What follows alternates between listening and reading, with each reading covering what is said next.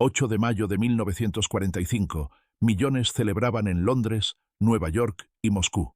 Alemania se había rendido. En Europa, la guerra había terminado. Pero en Tokio, las noticias llegaron como un anuncio funeral.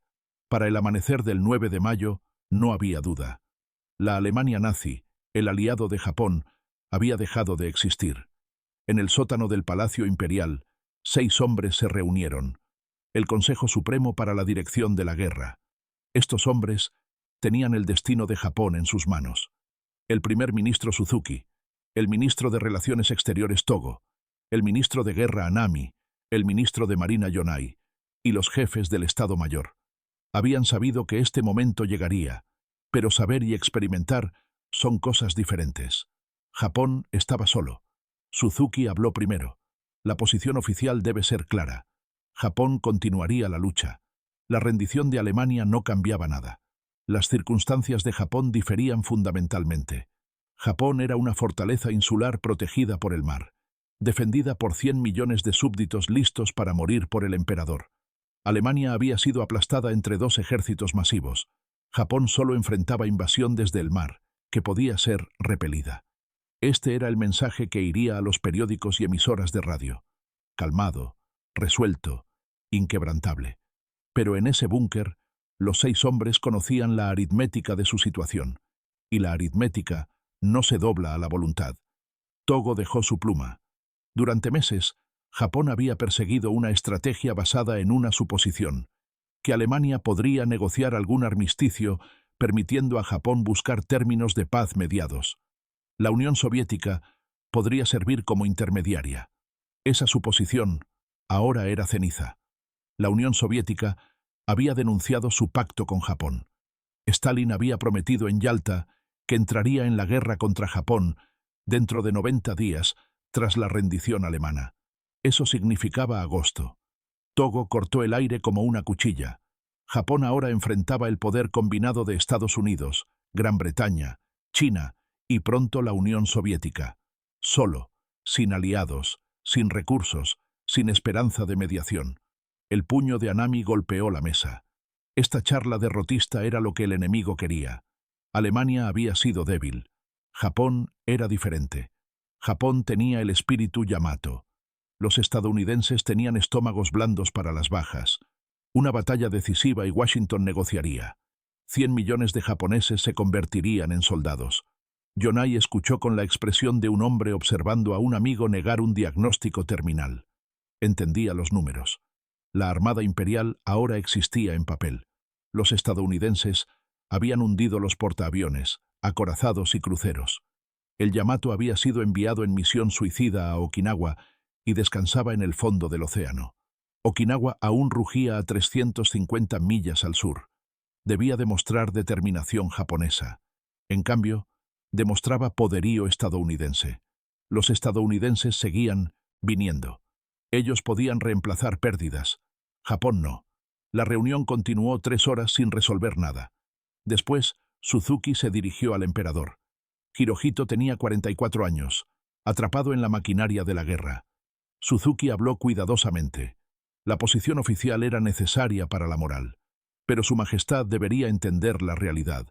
Japón no podía ganar. La pregunta era cómo terminarla preservando algo de Japón, protegiendo la institución imperial, evitando la aniquilación completa. Hirohito había estado moviéndose hacia esta conclusión durante meses. Nunca había querido la guerra. Preguntó sobre las bajas. Los bombardeos habían matado 300.000 civiles. En Okinawa, más de 100.000 soldados morían. Las muertes militares alcanzaban 1.800.000. Si los estadounidenses invadían, millones morirían. Hirohito dijo algo que permanecería secreto. La guerra debe terminarse.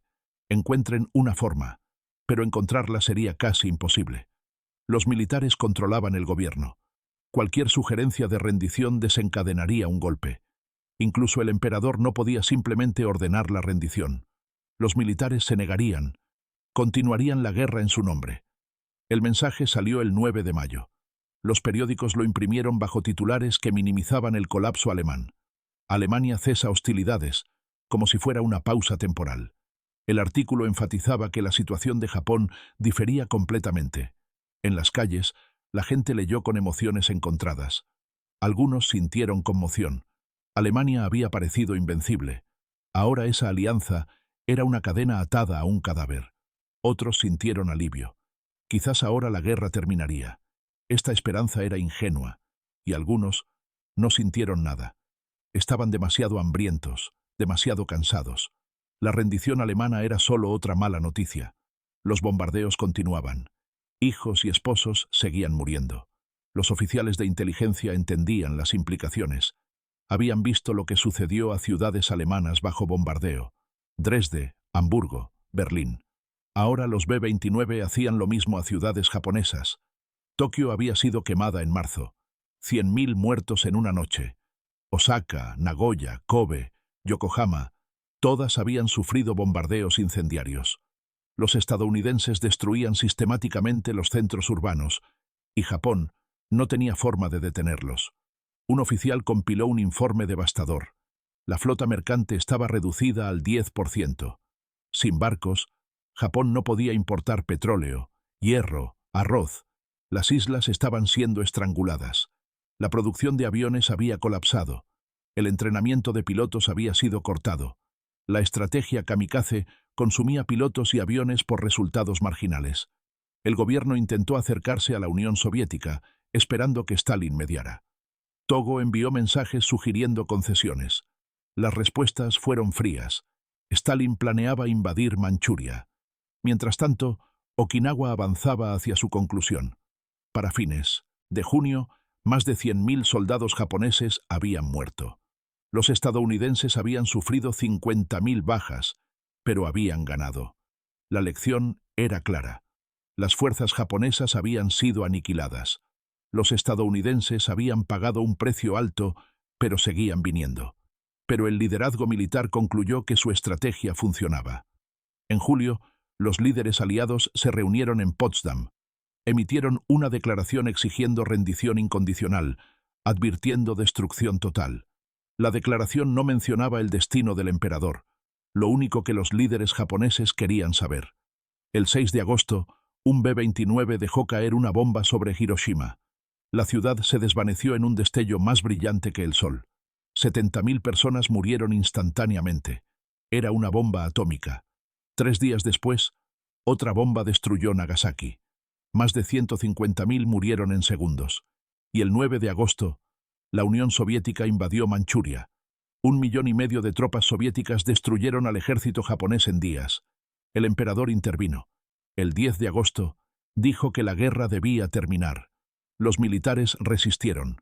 Anami lloró, pero Hirohito insistió. Japón aceptaría Potsdam.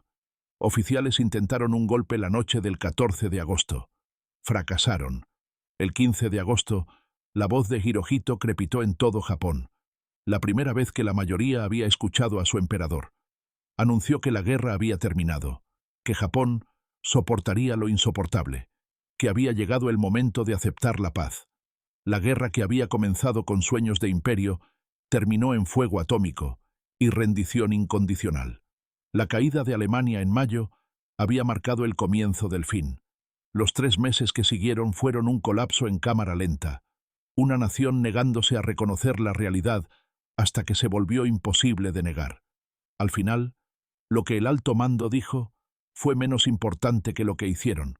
Dijeron que lucharían. Prometieron victoria. Hablaron de espíritu y sacrificio. Pero sus palabras eran huecas. No tenían plan para ganar, solo planes para morir.